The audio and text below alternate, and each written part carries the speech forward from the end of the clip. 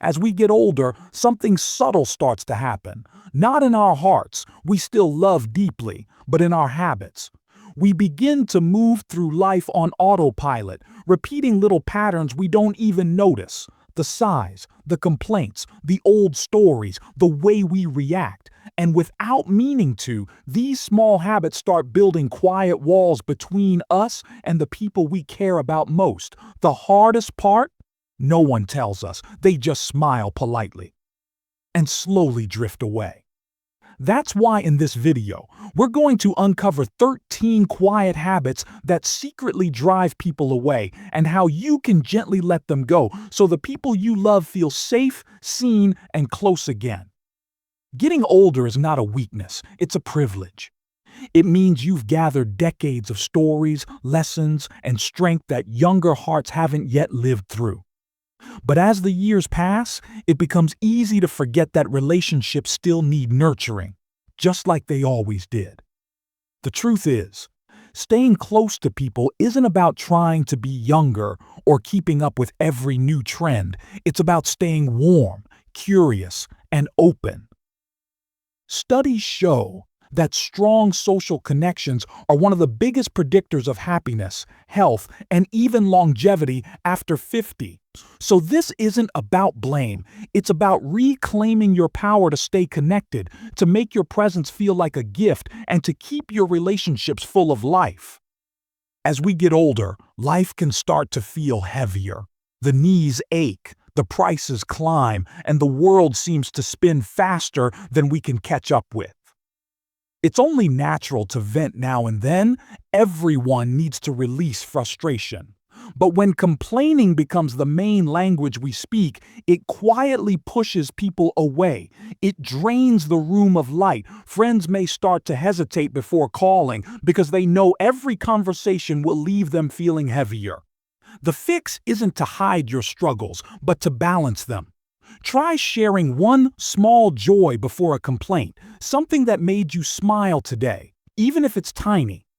That simple shift changes the energy in the room and reminds people that being around you lifts them up, not pulls them down.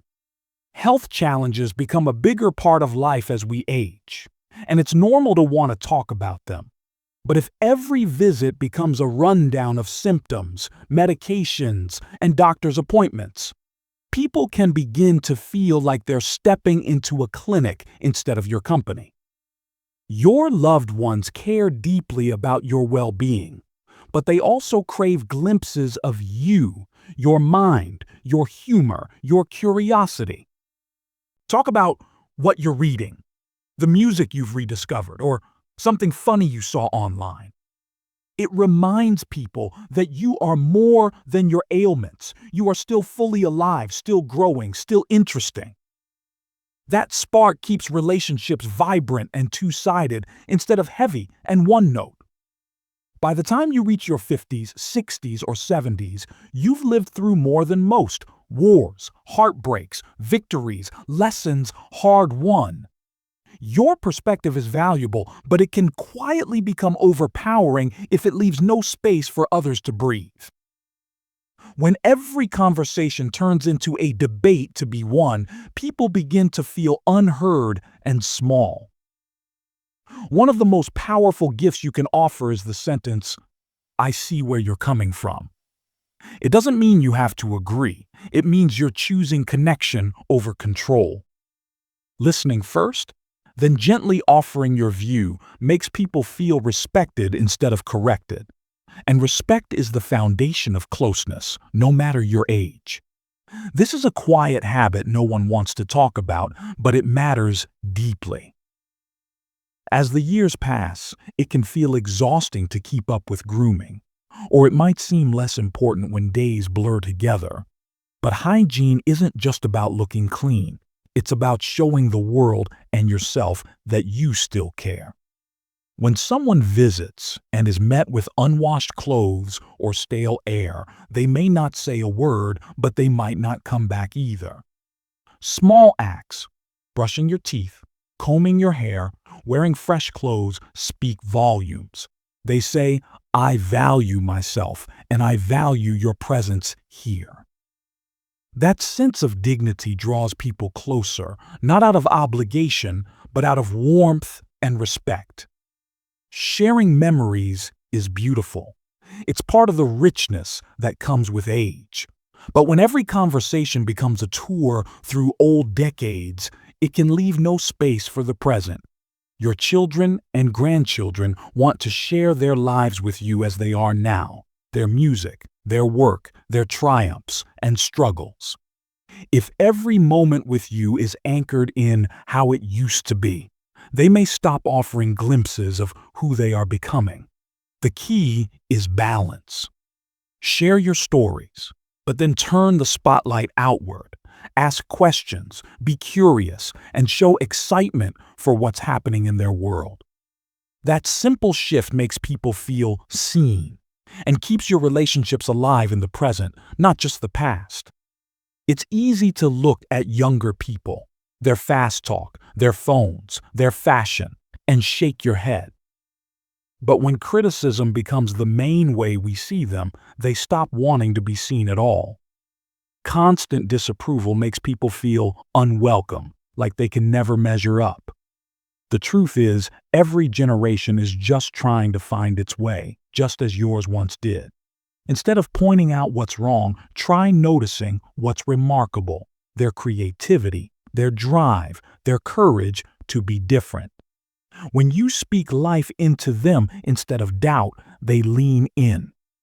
Encouragement builds bridges, while criticism quietly burns them down. When life slows down, it's tempting to fill the quiet with stories about other people. In small communities or family circles, gossip can even feel like staying in the loop. But over time, it chips away at trust.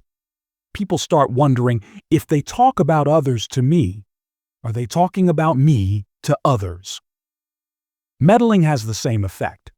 Even when it comes from love, stepping into someone's private matters without invitation can create tension that lingers. The truth is, not every silence needs to be filled, and not every problem needs your steering. Practice being a safe place, a listener who can hold someone's story without passing it on or reshaping it. Trust grows in quiet presence far more than in constant commentary. Technology moves fast, and it can feel overwhelming. Phones update overnight, banks go online, even menus have QR codes. It's easy to say, "I'm too old for this," and step back. But doing that quietly closes doors to connection. The people you love increasingly live in a digital world, and learning just a little bit of it can bring you closer to them. One woman in her 80s learned video calling and now chats with her grandkids every weekend. Another learned how to send emojis, and her texts suddenly became her grandson's favorite thing. You don't have to master everything. Just be willing to try. That spirit of curiosity tells people you still want to be part of their world, and that makes them want you in it. Loneliness is real, and it hurts, but slipping into a pattern of blame, "No one visits me, nobody cares anymore," only deepens the distance. People may start to avoid contact not because they don't care, but because every conversation feels like guilt and sorrow. The truth is, connection begins with reaching out. Call someone just to say hi, send a birthday card, wave to a neighbor, or invite someone for tea. You might be surprised how quickly warmth returns when you take the first step. It's not weakness, it's courage. Choosing to reach out says, "I still believe in people," and that belief is contagious. Money can become a delicate thread in relationships. Wanting to help your children or grandchildren is natural, but when financial support comes wrapped in conditions or reminders, it quietly creates pressure instead of love. Statements like, "After all I've done for you," can make people feel indebted rather than cherished. Over time, they may pull away, not out of greed, but from the weight of expectation. True generosity is given freely, with no invisible strings. If you choose to give, let it be from the heart and leave it there. And if you choose not to, offer your encouragement, time, or wisdom instead. Love grows best when it stands on its own, not on a price tag. Accepting help can feel like surrendering independence, and that can be hard. But refusing every offer, insisting, "I've got it," even when you don't, can quietly close the door on moments of closeness. Helping is how people show love. When you say yes to your granddaughter carrying the groceries or to your neighbor driving you to an appointment, you're not admitting weakness. You're allowing connection. Letting others care for you gives them joy and makes them feel valued. Pride builds walls. Shared moments build bonds. Choosing to accept help is not losing control. It's inviting love in. Life can grow heavy with age, aches, losses, responsibilities. But losing your sense of humor makes that weight feel even heavier for everyone around you.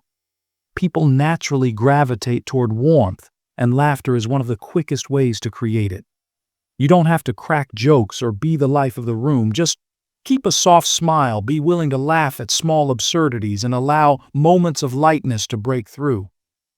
One older woman used to say, "I may be wrinkled, but I'm still spicy." And everyone loved being near her, not because life was easy, but because her laughter reminded them it was still beautiful. Joy is magnetic, and keeping it alive keeps people close. Advice often comes from love. You want to share what life has taught you, hoping to spare others from pain. But when advice is offered constantly and unasked for, it can feel less like care and more like quiet criticism. People may stop opening up, not because they don't value you, but because they fear being corrected instead of understood. The most powerful response is often the simplest. Just listen. When someone shares a struggle, try saying, "That sounds really hard. I'm proud of you for handling it."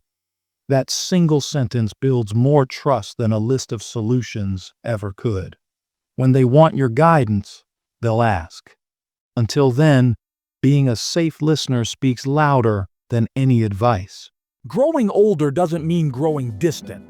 It means you've gathered a lifetime of stories, strength, and love, and you can still use them to bring people closer, not push them away.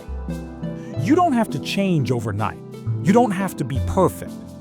Just start with one small shift, one quiet habit you choose to let go of, and watch how hearts soften around you. The gift of your presence can still light up a room if you let it. So take a deep breath and ask yourself gently, which of these habits might be standing between me and the people I love? If this message spoke to your heart, share it with someone who matters to you. And tell me in the comments, which habit do you see most often? Until next time, stay kind, stay curious, and stay golden.